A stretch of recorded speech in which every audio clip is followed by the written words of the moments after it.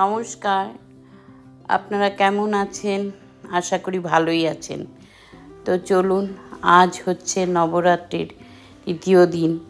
আজ মায়ের পূজা আরাধনা সমস্ত কিছুই হচ্ছে, দুর্গা পূজার দেবী আহ্বান স্তুতি। তো আসুন আমরা সেই অবসরে আমরা আজ একটি সুন্দর ভিডিও আপনাদের ডিনার রেসিপি নিয়ে চলে এসেছি। রান্নাটা খুবই সাধারণ, খুবই সিম্পল, কিন্তু ঘরোয়া পরিস্থিতিতে ঘরের মধ্যেই আমরা সাধারণ সিম্পল রান্না করে কিভাবে সবাই মিলে আনন্দ উপভোগ করে ডিনারটাকে এনজয় করব বা করছি, সেটাই আজ আপনাদের সঙ্গে শেয়ার করছি। এখানে সোয়াবিন দিয়ে আলু পটল দিয়ে একটা সুন্দর ডালনা রেসিপি তৈরি করেছি, আর সঙ্গে আছে গরম ফুলকো রুটি, শুকনো রুটি, আর আছে কিছু ডেজার্ট। তো আমরা পরিবারের সকলেই একসঙ্গে মিশে সুন্দর করে এই ডিনার রেসিপিকে এনজয় করছি। তো সেটাই ভাবলাম আজ আপনাদের সঙ্গে শেয়ার করে যাক। আর রান্নাটা তো খুবই সিম্পল, সবাই জানেন। আলু পটলকে সুন্দর করে ধুয়ে পরিষ্কার করে কেটে একটু নুন হলুদ দিয়ে একটু ভেজে তুলে নিয়েছি। সয়াবিনটাকে ভাপিয়ে এটাকেও ভেজে তুলে নিয়েছি। আর গোটা গরম মশলা, জিরে, তেজপাতা, শুকনো লঙ্কা দিয়ে ফোড়নটাকে একটু ভেজে নেব। নিয়ে ভাজার পরে তারপরে আদা, কাঁচা লঙ্কা, জিরে বেটে আমি এই পেস্টটা এখানে দিয়ে দেব।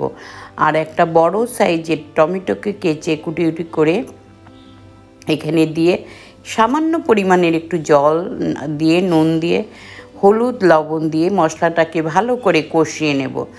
যখন দেখব এই মশলাটার থেকে তেল পুরো সেপারেট হয়ে গেছে, তখন ভেজে রাখা আলু, পটল, সয়াবিন সমস্ত কিছুই দিয়ে দেব।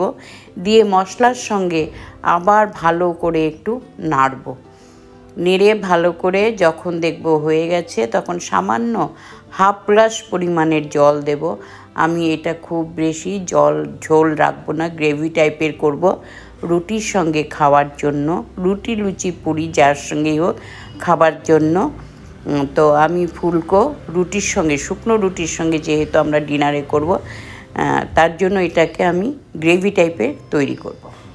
তো দিয়ে সামান্য পরিমাণের একটু চিনি দেব, আর একটু কসুরি মেথি ড্রাই রোস্ট করে হাতে গুঁড়িয়ে দিয়ে দেব, হাফ টিস্পুন ঘি দেব, গরম মশলা দিয়ে ব্যাস ভালো করে একটু নাড়াচাড়া করে সুন্দর করে এখন আমার এই তরকারি বা সবজিটা পুরো রেডি পরিবেশন করার জন্য।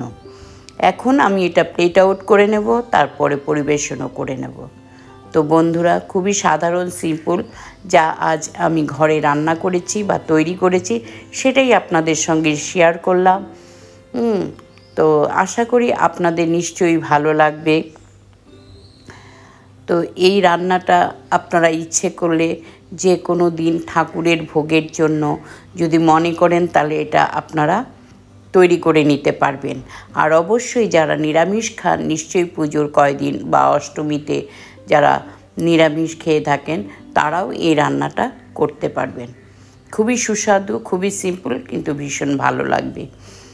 তো এইভাবে সাধারণ সাধারণ রান্নাও অনেক সময় অসাধারণ হয়ে ওঠে। তো এই রান্নাটাই আপনারা সুন্দর করে পরিবারের লোকজনের সঙ্গে মিলেমিশে আনন্দে খাবেন। আশা করি আপনাদের নিশ্চয়ই ভালো লাগবে। তো বন্ধুরা, আমি আজ এখানেই আসছি, আবার দেখা হবে আপনাদের সঙ্গে পরবর্তী একটি সুন্দর ভিডিওর মাধ্যমে। ততদিন আপনারা ভালো থাকুন, সুস্থ থাকুন, আনন্দে থাকুন, সাবধানে থাকবেন। তো আমি এখানে এই রুটির সঙ্গে এটা সার্ভ করছি। তো আমরাও এখন এটা ডিনার করব। আপনারাও আসুন, আমাদের সঙ্গে থাকুন আর এটাকে উপভোগ করুন।